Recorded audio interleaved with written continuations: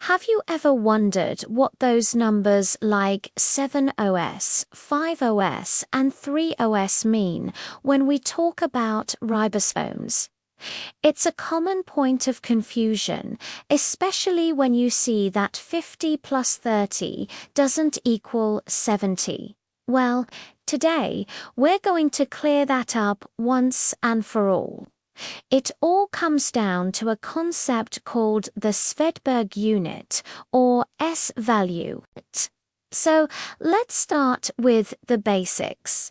Imagine you have a tube full of different particles and you spin it really, really fast in a machine called a centrifuge.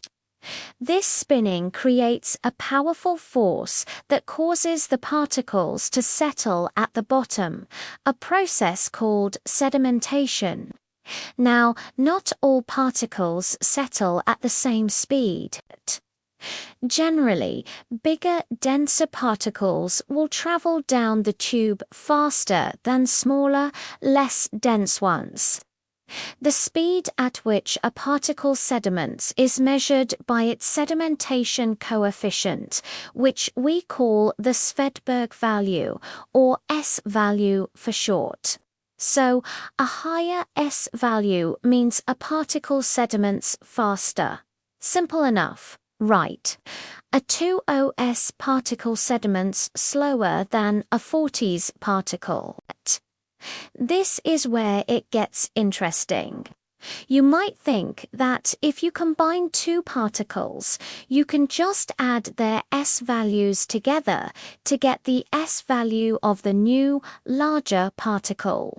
For example, if you have a 30s particle and a 5OS particle, you might expect them to form an 8OS particle when they join. But that's not how it works. Svedberg values are not additive, and the reason for this comes down to more than just mass. Sedimentation rate is also influenced by a particle's shape and its surface area. Think about it this way. When two separate particles bind together, they don't just combine their masses, they also change their overall shape and reduce their total surface area exposed to the surrounding liquid. Imagine two tennis balls floating in water.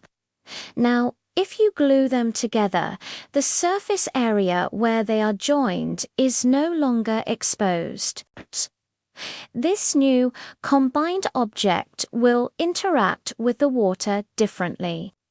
It will experience less drag or friction as it moves through the liquid compared to the two separate balls.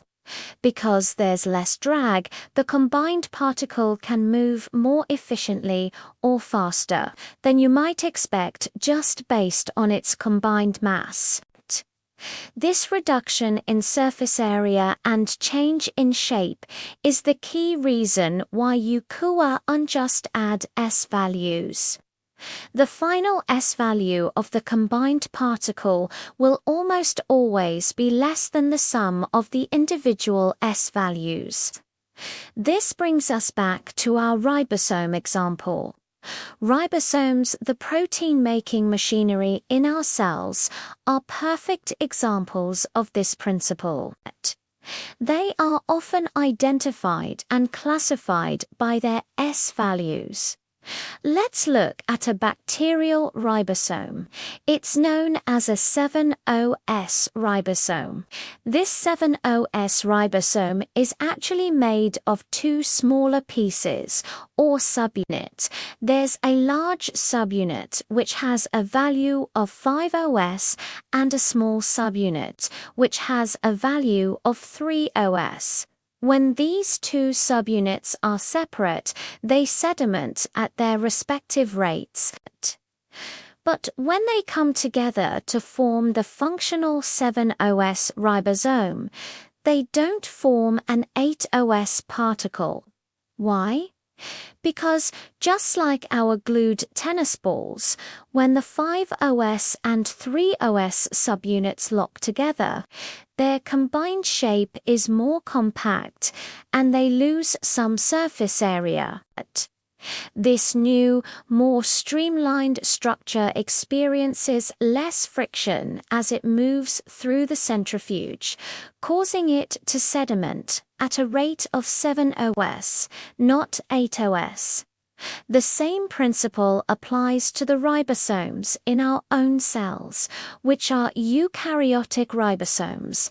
They are larger, known as 8OS ribosomes, and they are composed of a 6OS large subunit and a 40S small subunit.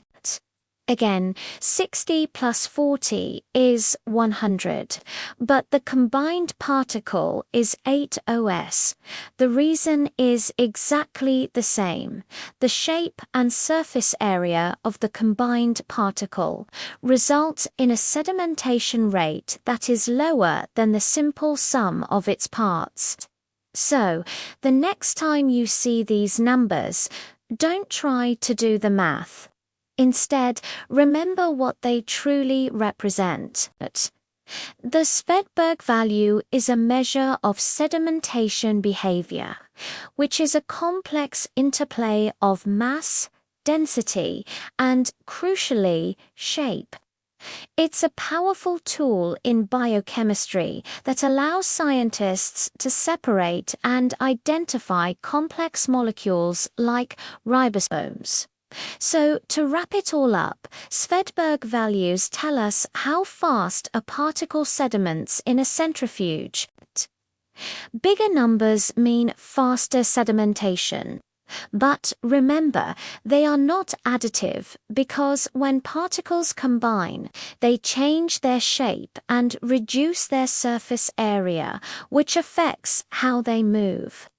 The classic example is the 7OS bacterial ribosome, which is formed from 5OS and 3OS subunits. Now you know the science behind the strange math. I hope this clears things up.